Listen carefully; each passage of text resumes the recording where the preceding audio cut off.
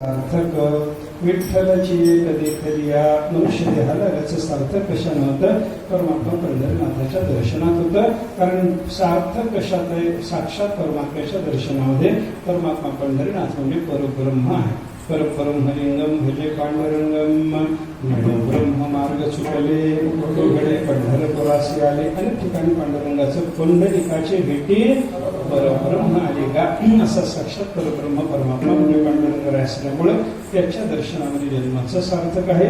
म्हणून जन्माचं सार्थक करून घेण्याकरता देवाचं दर्शन, सगळ्या संतांच्या भेटीचं पुण्य प्राप्त करून घेण्याकरता पुंडलिकाचं दर्शन, सगळ्या पापाच्या नाशाकरता पंढरी क्षेत्राचं दर्शन आणि आपल्याला सगळ्या तीर्थाच्या स्नानाची फलश्रुती प्राप्त व्हावी याच्याकरता चंद्रभागेचं दर्शन करा, तुमचं कल्याण आहे असं तुकाराम महाराज अभंगात सांगतात.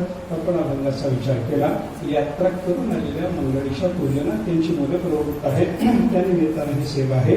माय बापाची सेवा पुंडलिकानं केली म्हणून पांडुरंग पंढरपूरला आला. आणि हे चंद्रभागा पंढरी पुंडलिक आणि पांडुरंग असं जे महिमान सिद्ध झालं ना ते मायबापाच्या पूजनातूनच सिद्ध झालेलं आहे. हे लक्षात घेऊन सर्वांनी मायबापाच्या सेवेत प्रवृत्त राहिलं पाहिजे. अखंड मायबापाची सेवा केली पाहिजे. माता पित्याच्या सेवेच्या पुण्यानं देव आपल्या घरी येतो.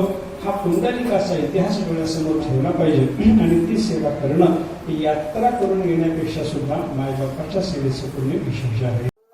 आमच्या चॅनल संत महिमाला सबस्क्राईब करून नोटिफिकेशन बेल दाबायला विसरू नका.